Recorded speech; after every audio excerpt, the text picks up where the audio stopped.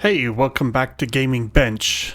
I'm here today with 7 Days to Die. Now, this is an oldie but goodie, I guess you could say. It first released to early access in 2013, I think. And then there was like a PlayStation 4 and Xbox One version in 2016. And then finally, just this past July, so 3 months ago, we had the official version 1.0 release on Windows. So that took a long time, and I thought, you know what, lots of people are kind of playing this, let's go ahead and give it some benchmarks. 4060 and the 7600 XT you could see on the previous one, they're relatively similar performance. The 4060 was just a hair faster, but let's go ahead and talk about the 7900 GRE and the 4070.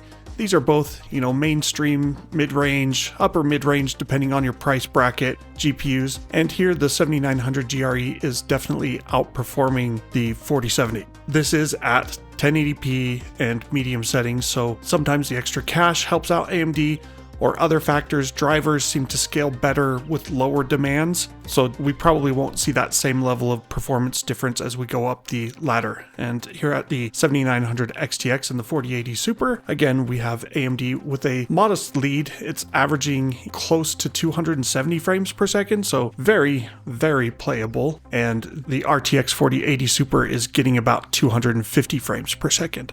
And that depends on the scene of the game, but there's not a whole lot of differentiation as you run around the game world, so this is pretty comparable to what you'll see in most areas. Alright, finally we have the 4090 with the 7900 XTX, and similar to the 4080 Super, the 4090 is getting around 250 frames per second. So we've basically run into CPU bottlenecks that are limiting performance for Nvidia's cards to about 250, and the AMD cards seem to have a little bit of a higher threshold for maximum performance, which oddly isn't showing up in the real-time frame rates when I'm recording, which is what you'll see here. But here's the performance when I'm not recording a game capture, and you can see 270, 260. Minimums are quite a bit lower. 7 Days to Die does use Unity engine. It's not like this high-performance engine. It doesn't look like an amazing modern game either, even though it just got its 1.0 release. So keep that in mind as we go through the settings, but everything was obviously playable at 1080p medium. So let's go up to 1080p Ultra. Maxed out settings, still without upscaling. The game does support FSR 1 and I think FSR 2, but I didn't think it was really necessary to test with those because performance is already pretty high, even at 4K, which we'll see later. And here at 1080p Ultra with the 4060 and the 7600 XT, the VRAM is not helping out the AMD card much because it's getting just slightly lower performance, but its minimum frames per second are quite a bit lower. As we kick up to the 7900 GRE and 4070, they're relatively close. The AMD card is faster. It's maybe 15% faster, give or take. But minimum frames per second, which is that 1% L line, the second line, you'll see often on the AMD cards, the minimum frames per second is a bit lower than on the Nvidia cards, and that's probably just drivers and optimizations and whatnot. Not entirely clear. This is an old game. I don't think anyone's really going out and doing a ton of optimization for it now, today, but it's fairly popular on Steam, so I thought, with its full release, we'd give it a test. 7900 XTX and the 4080 Super, performance is pretty comparable between these two.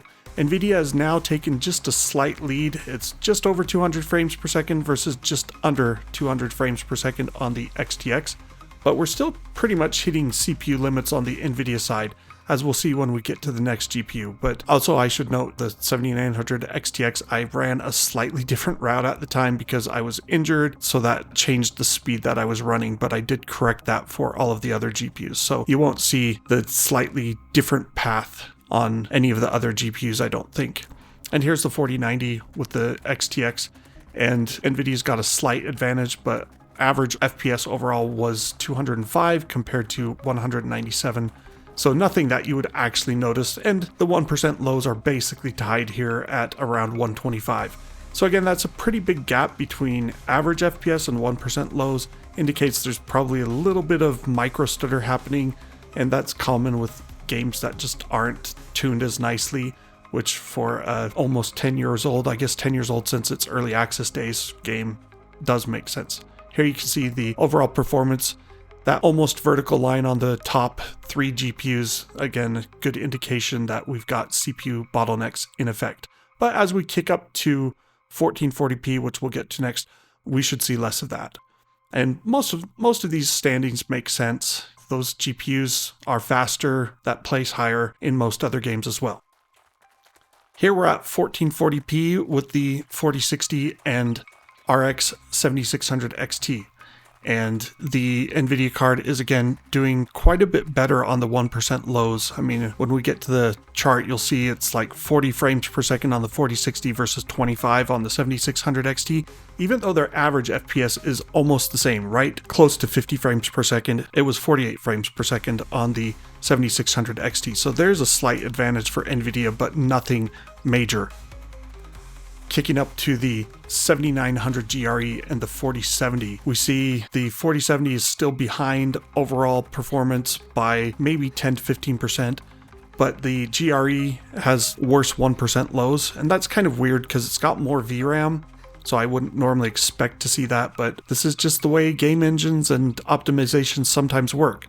I didn't see those bad 1% lows as much on the 7900 XTX, which is kind of interesting. So I don't know if that means it's memory bandwidth related or something else, but that's the way the ball bounces. And moving on, finally, we have the 7900 XTX versus the 4080 Super. The game uses DirectX 11. I think you can try to force DirectX 10. I think it also supports Vulkan. But DX11 seems to be the most optimized code path, so that's what I'm benchmarking with here. And the 7800 XTX and 4080 Super are pretty close in performance, but the 4080 Super in this case just has maybe a 3-4% average FPS lead, and 1% lows are maybe almost 20% better on the 4080 Super. That applies to the 4090 and the XTX as well. We're getting close to 200 frames per second on the 4090. 193 FPS is what I measured overall, compared to 146 on the XTX and 153 on the 4080 Super. So at 1440p, we're clearly no longer hitting massive CPU bottlenecks. There might be a little bit of a CPU bottleneck on the 4090 still, because that 200 FPS is pretty close to what we got at 1080p as well. A little bit lower. Here's the overall chart then, and you can see these results basically make sense in terms of how the GPUs normally rank in a lot of games. The 4090 is the fastest GPU around, 4080 Super comes in second, just barely ahead of the 7900 XTX. 4080 Super and 4080 are like super close in performance, just a couple of percent difference, so don't feel like I should test a 4080 is my opinion. 7900 GRE is usually quite a bit faster than the 4070, whereas the 4060 and 7600 XT are pretty close to tied. Finally, our last testing we have is at 4K Ultra, and again we're starting at the bottom of the stack with the 4060 and the 7600 XT, and these cards are definitely struggling at 4K native rendering, so upscaling could help. Really, they're just not made to play most games at 4K native, even less demanding games from half a decade or more back. So 20 to 25 frames per second is not great.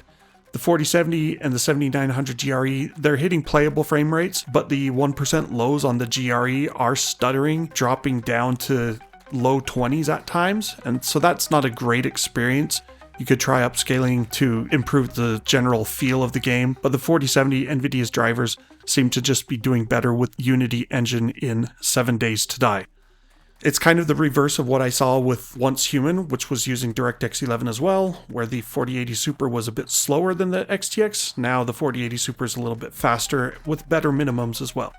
And then at the top we have the RTX 4090, averaging just over 90 frames per second, almost maybe 40% faster than the 4080 Super. It's a pretty big gap, and that's what you see when you're fully GPU limited with the 4090 and the 4080 class, is there's a large gap. So that in theory it's $1,600 versus $1,000, so you're paying 60% more.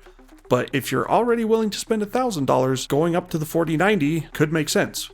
Not now, because the 5090 is just about ready to come out. But if you are looking to upgrade to the fastest GPU around, come January, probably the RTX 5090 will come out. It might cost $2,000. It might cost $2,500. But if you want the fastest GPU for the next 2 years, that's almost certainly going to be it. And I don't see anything likely to top that before whatever comes after the Blackwell architecture gets released. So that's kind of the rundown. 7 Days to Die. Oldie but goodie. I haven't really played the game, but lots of people still play it. It's quite popular on Steam. Got in the like 50,000 plus range of concurrents daily. And here's the overall standings. Again, see those low minimum FPS on the AMD cards, except for the 7600 XT, which is kind of weird, but I guess there you're so bottlenecked by other things that there's not room for stuttering. Same thing happens on the 4060. But the GRE and the XTX have pretty severe 1% low drops compared to their average FPS. Hope you enjoyed that. Thanks for watching. Please like, share, subscribe, tell all your friends. Tell me in the comments what else you'd like to see benchmarked. I've got several other games that I've tested recently while retesting Once Human, so I'm going to go ahead and make videos for those as well. But I hope you enjoyed this, and we will see you next time.